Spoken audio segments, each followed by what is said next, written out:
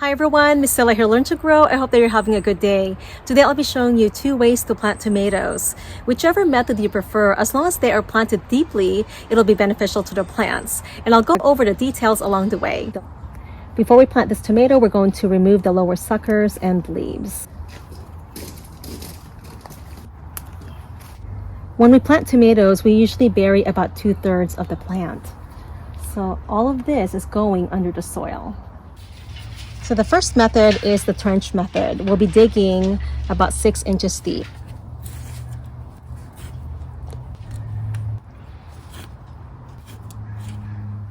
The reason why a tomato plant benefits from being buried deeply is because it has the ability to develop roots or adventitious roots along the stem, which is also known as root primordium. Here's a clip where I get into more details from a recent video. Tomatoes have the ability to grow adventitious roots along the stems. Burying them deep will encourage those roots to develop. Here's a picture that I took last year just to show you how it starts. So you might have heard this misconception that those fuzzy hairs or trichomes develop into roots, but they don't.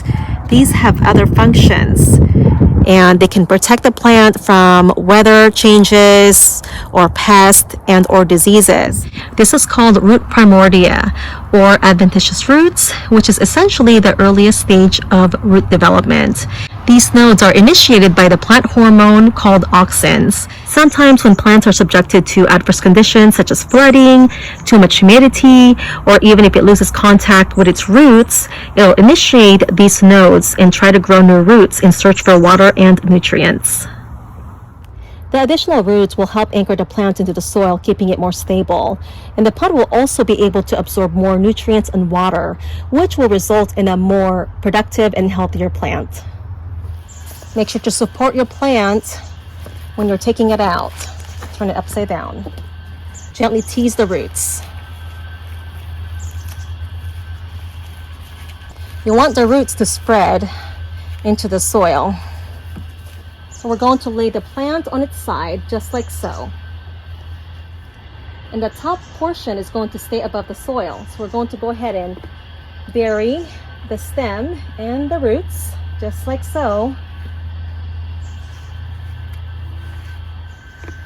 Just be careful not to break the stem. This method works well with indeterminate tomatoes, which are generally taller, have thinner main stems, and tend to look leggy.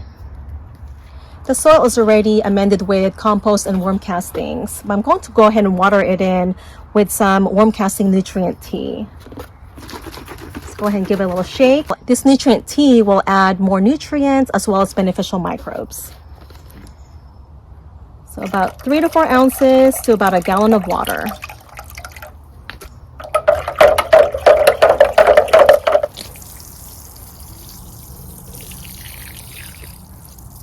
The additional microbes will help break down organic matter in the soil.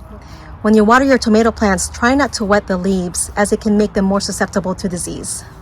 Make sure you support your tomato plant after planting. The other way we plant tomatoes is by burying the lower part of the stem about halfway to 2/3 of the plant. This is a 10-gallon pot, and this is a determinate tomato. It is Roma. I usually plant determinate tomatoes in 15-gallon containers, although this is all that I have available. Indeterminate tomatoes should be planted in a 20-gallon or larger container. Remember, a vigorous root system will develop a more productive and healthier plant.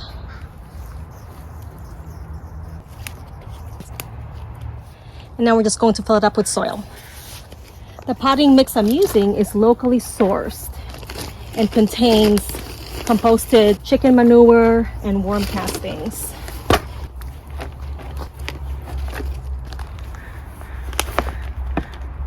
And just pat down the soil. Remember to avoid wetting the leaves. What's nice about this nutrient tea is it can be used as a foliar spray.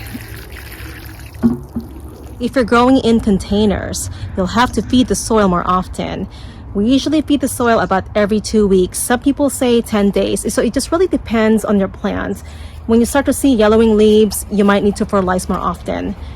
Make sure to add a layer of mulch. I usually put about 1 inch to 2 inches of mulch to conserve moisture, and will also suppress weeds. This will break down over time and will add organic matter to the soil. You can also use straw, wood chips, pine needles, or coconut coir. I usually try to use what we have on hand. When I apply mulch around plants and trees, I usually keep it a few inches away from the main stem or trunk. That way it will not harbor disease or pests. I hope that you found this video helpful. Thank you so much for joining me today. Have a great day and happy gardening!